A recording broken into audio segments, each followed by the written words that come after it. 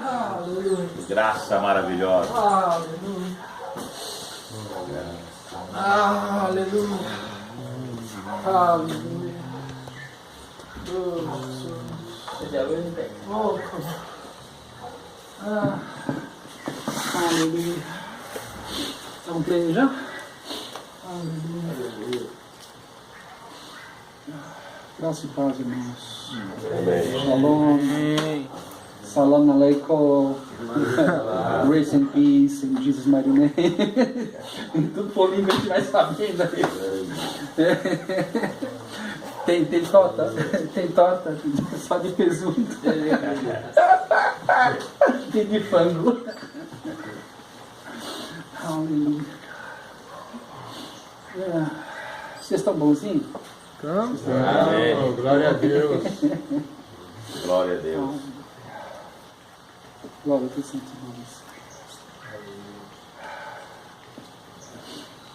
Deus. Existe um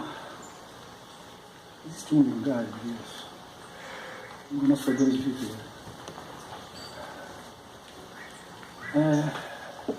Tem um texto na Bíblia que fala assim, e que sejais conservados nele.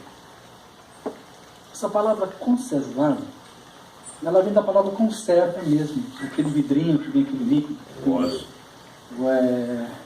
Salmoura. Boa, isso, água e sal. São dois elementos bíblicos muito interessantes. Há um lugar que você pode viver. A palavra conservado é exatamente isso, dentro desse lugar.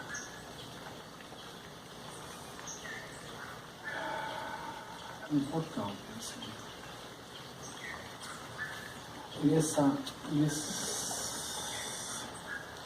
e a maneira de entrar nesse lugar é pela adoração.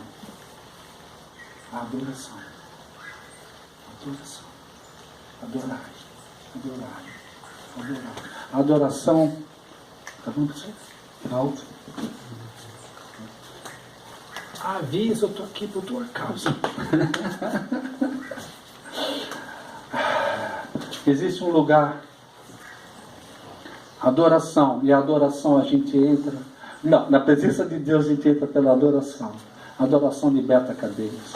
A adoração muda você. Depois a adoração muda o ambiente. A adoração muda a pessoa da sua volta. A adoração. Satanás odeia a adoração, porque ele foi tirado desse lugar. Toda vez que você adora, você está mostrando para Satanás, olha o que você perdeu. Você saiu desse lugar. Porque esse lugar é dado para os filhos. Para os filhos. A adoração é para os filhos. O máximo que você vê nas religiões são cultos almáticos. Você sabia que quem não nasceu de novo não consegue adorar? Porque a adoração é espírito em verdade. O máximo que eles conseguem fazer são mantras. É ponto. Cânticos. Mas eles não conseguem entrar na adoração. Por isso, quando vem um adorador, quando Deus chama para você fazer um trabalho apostólico, profético, iniciar uma igreja em algum lugar, geralmente ele desloca adoradores, intercessores para aquele lugar. Porque onde você começa a adorar alto em meio a louvores, quem sabe o resto? Que em meio a louvores, e em meio a louvores Deus habita.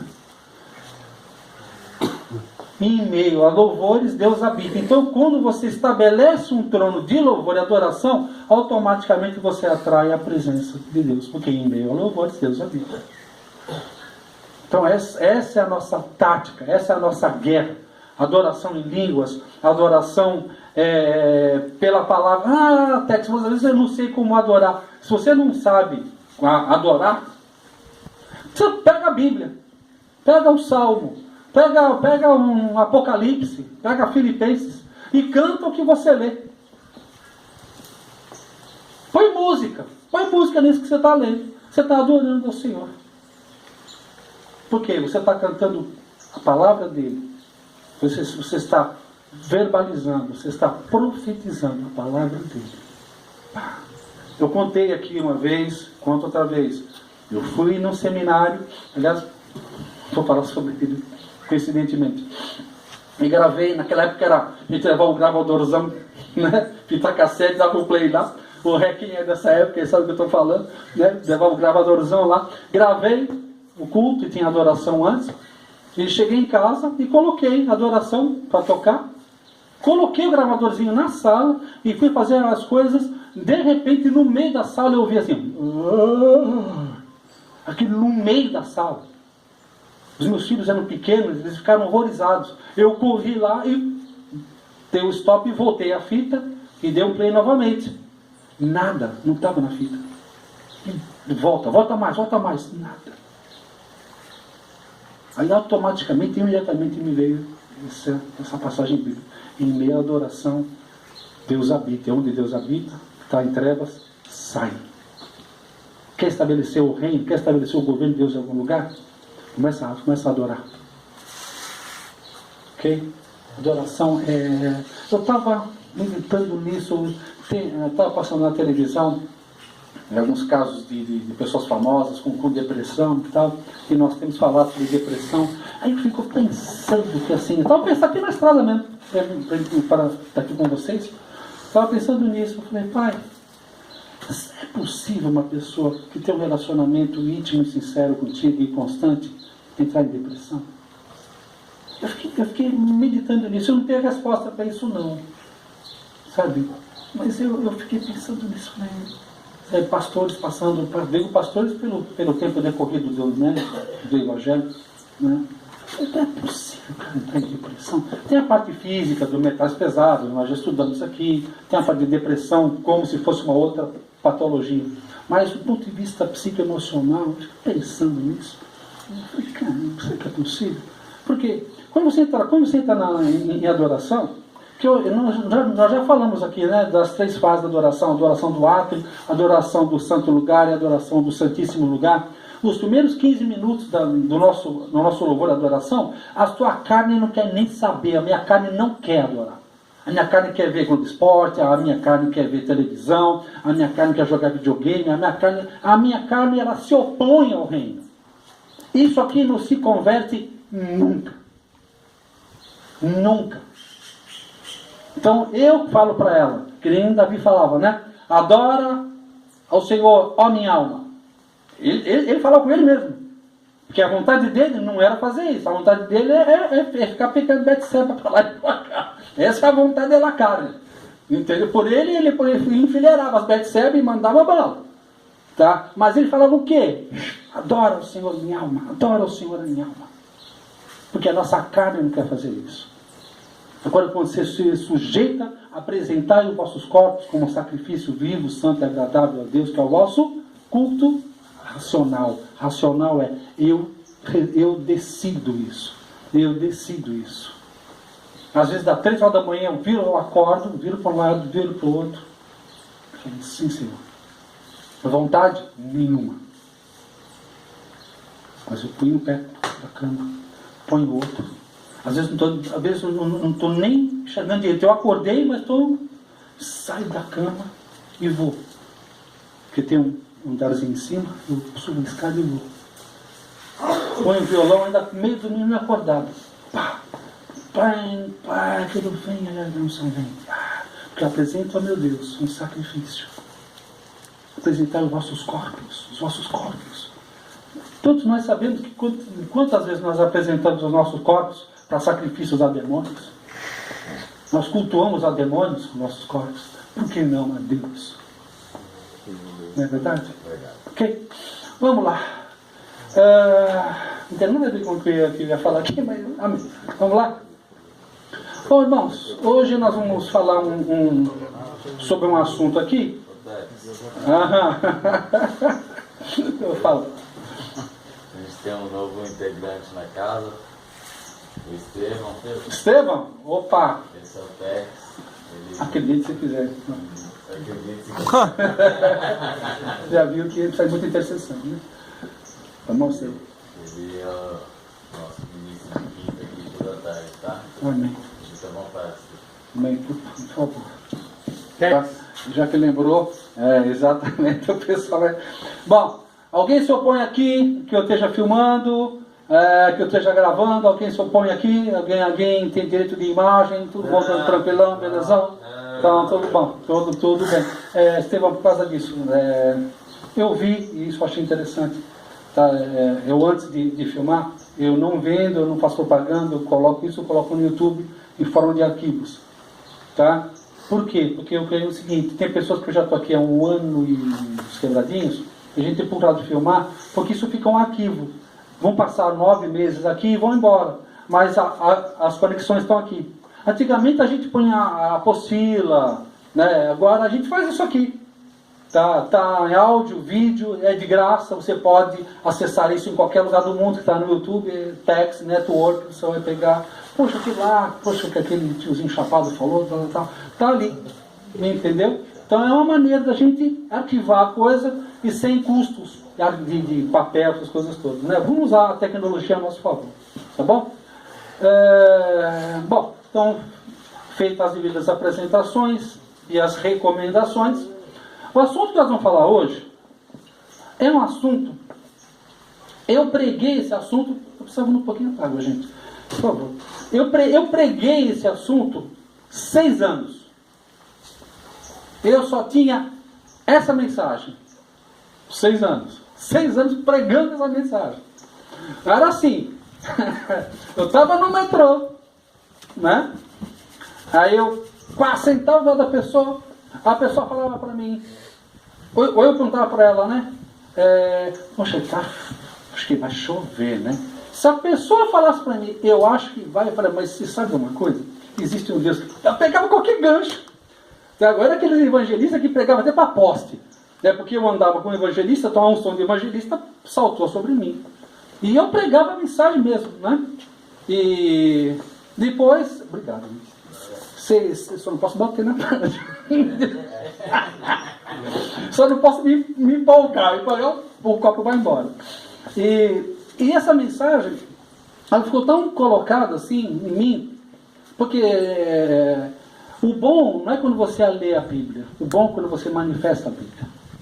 Vai chegar uma época na sua vida, você vai pegar a Bíblia, vai fechar a Bíblia. Falar, agora eu decidi manifestar a Bíblia, agora eu sou. Se a tua vida não for um livro aberto, glória a Deus, você vai ser apenas um fariseu, leitor da Torá. Chega uma hora, você vai se envolvendo com a Bíblia, chega uma hora que a Bíblia envolve você, ela cabe no Zé. Aí você se torna um livro vivo, livros vivos, que é isso que a terra guarda. E o mundo não está aguardando que você repita versículos, porque eles não entendem o versículo. A Bíblia não é para o mundo, a Bíblia é para a igreja.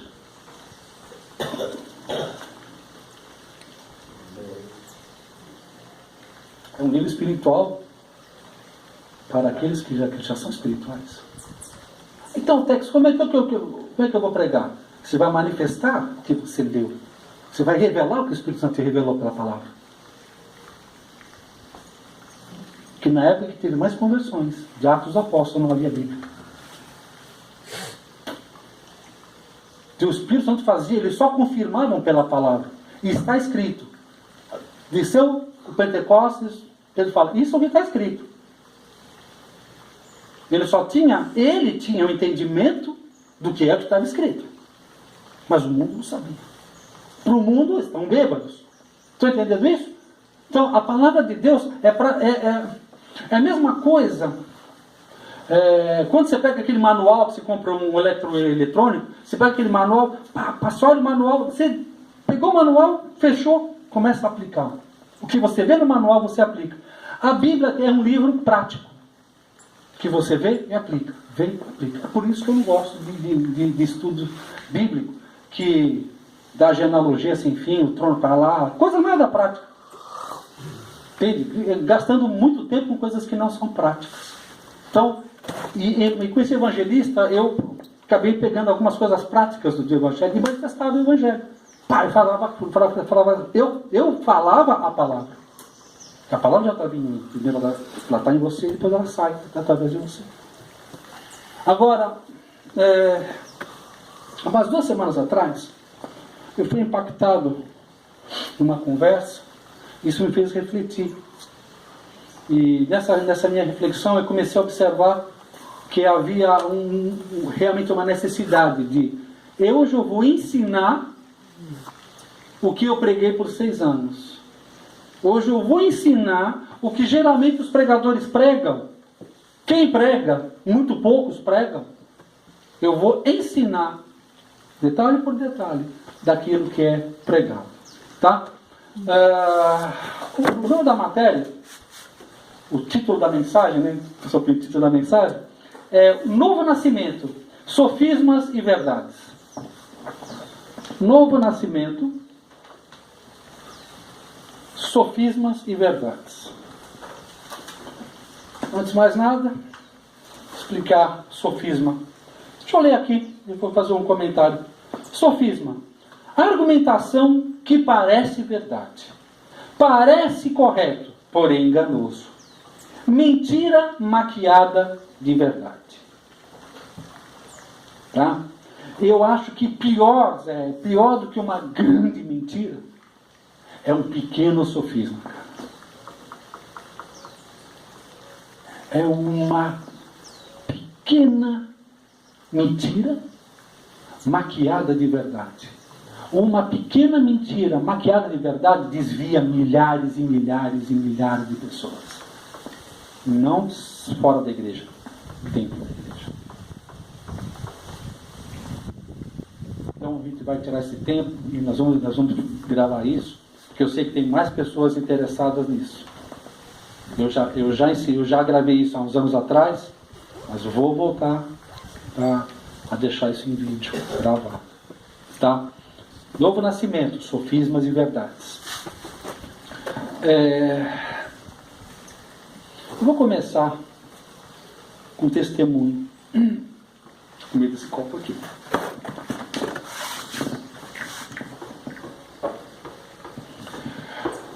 Lá em São Paulo, na década de 90, havia um culto interdenominacional lá no bairro chamado Liberdade, lá no centro da cidade. É no centro do professorado paulista, CPP. Toda segunda-feira à noite, a partir das 7h30, 8 horas, até umas 10 horas e meia, se reunia dezenas de denominações ali. Tá? E jovens, 90% eram jovens, iam para lá. E nós íamos também.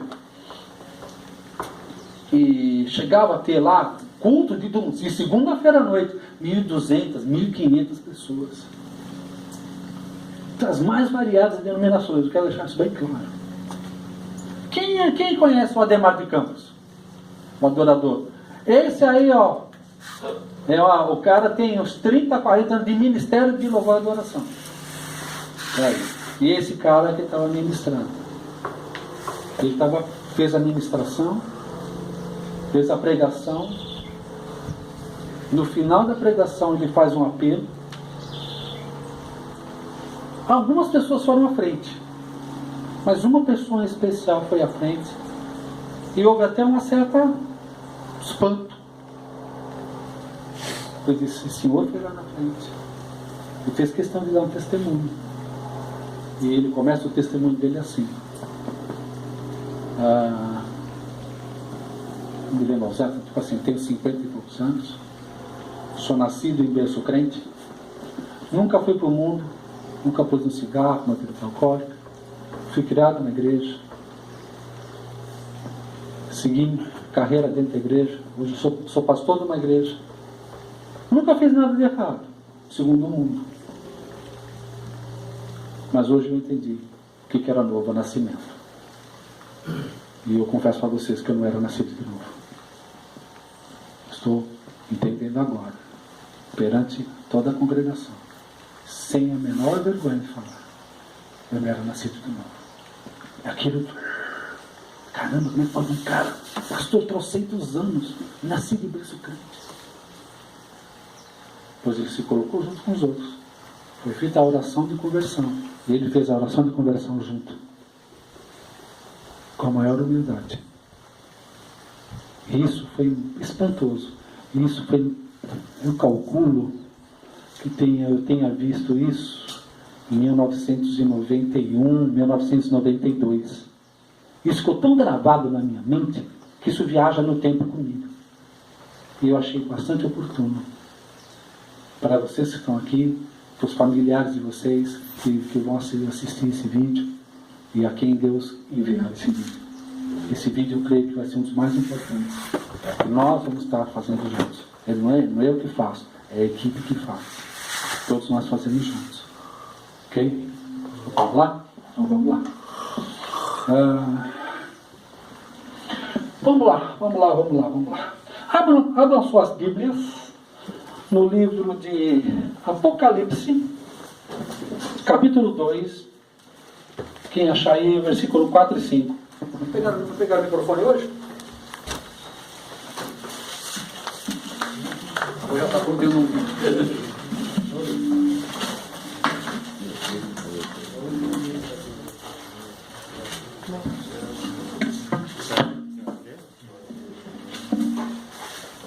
Apocalipse 2, 4, 5. Por favor. E pode já estar perguntando.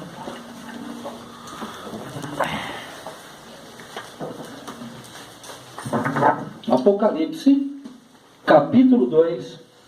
Vamos ler versículo 4 e 5, por favor. Amém. Posso ler, Tex? Deixa eu ver, pessoal. Todo mundo aí na pegada? Bora aí, manda bala. Amém. Apocalipse é o último livro da Bíblia. Você não achou, misericórdia. 4 e 5, né? Bora. Tenho, porém, contra ti que deixaste o teu primeiro amor. Lembra-te, pois, de onde caíste, e arrepende-te, e pratica as primeiras obras. Quando não, brevemente a ti virei, e tirarei do seu lugar o teu castiçal. Se não te arrependeres. Isso. Aí está uma conversa de Jesus com a igreja de Éfeso. Era uma igreja, quando você pega lá, ela no versículo 1, ao anjo da igreja de Éfeso escreve: isso diz aquele que tem na mão direita as 7 estrelas, que anda no meio dos 7 candeeiros de ouro. Conheço as tuas obras e o teu trabalho e a tua perseverança, e que não pode suportar os maus, e que puseste à prova os que se dizem apóstolos e não são, e os achastes mentirosos. Tens perseverança, e por causa do meu nome sofreste e não desfaleceste. Eram os caras tão bom, que os caras até descobriram falso apóstolo. E que bom que acontecesse o mesmo hoje. E tem apóstolo demais, e igreja de menos. Tem muita igreja, muito cacique e pouco índio. Até apóstolo assim lá fora. Como tem apóstolos? Se proliferou o apostolado. A igreja continua criança. A igreja ainda vive de entretenimento, não de crescimento. Então alguma coisa está errada. Então que se levante os verdadeiros, porque de falso está cheio. Posso ver um amém? Amém. Amém.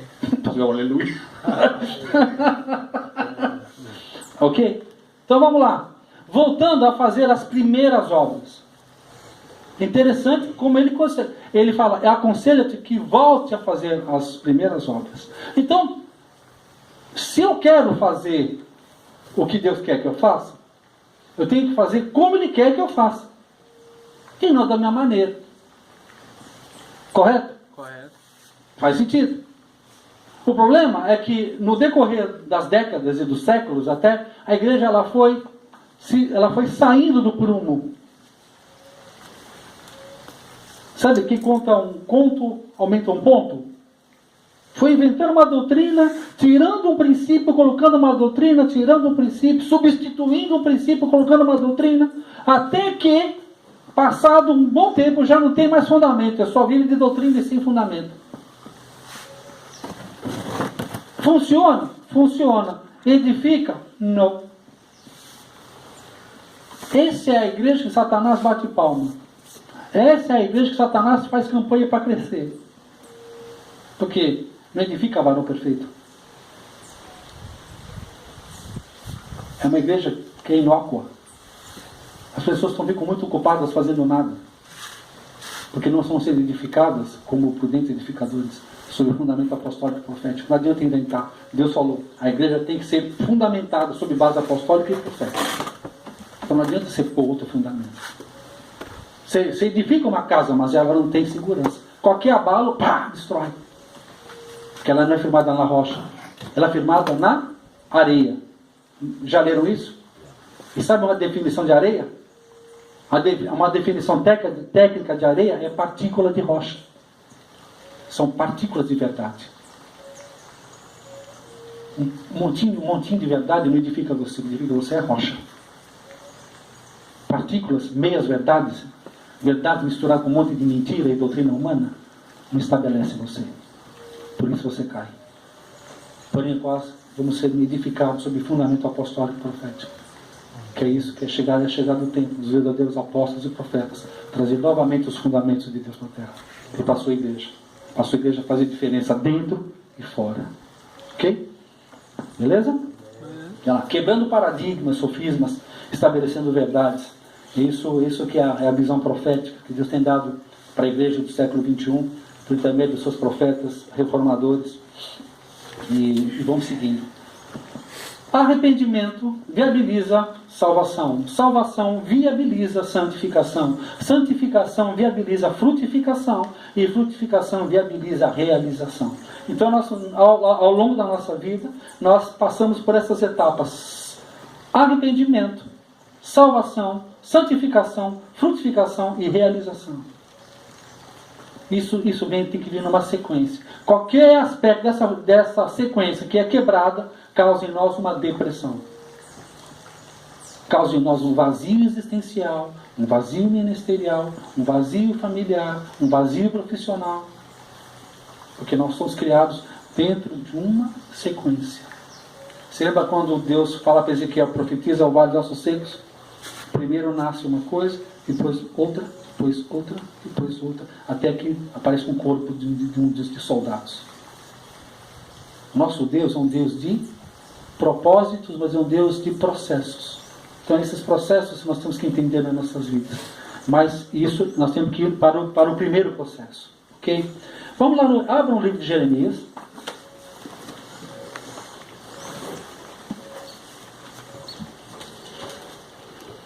Vou abrir aí. Livro de Jeremias, capítulo 6. Aí nós vamos ler do versículo 12 ao 18.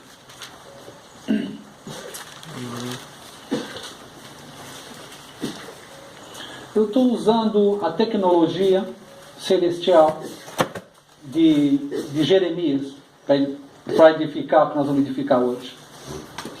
Glória a Deus. Deus chama Jeremias e fala: eis que te chama para destruir, aniquilar e arruinar para edificar e plantares. Então é impossível eu edificar algo novo em vocês sem antes destruir ideias e conceitos antigos. Então eu preciso destruir sofismas, meias verdades em vocês para estabelecer o reino. Tá? Então antes da gente ler o que tem que ser feito, nós vamos mostrando o que está errado, como que vem o erro e como que Deus age e reage por intermédio da restauração da verdade na igreja e a partir da igreja à terra. Ok? Acharam aí, por favor? Jeremias capítulo 6. Quem pega o mic, quem vai ler para mim do 12 ao 18?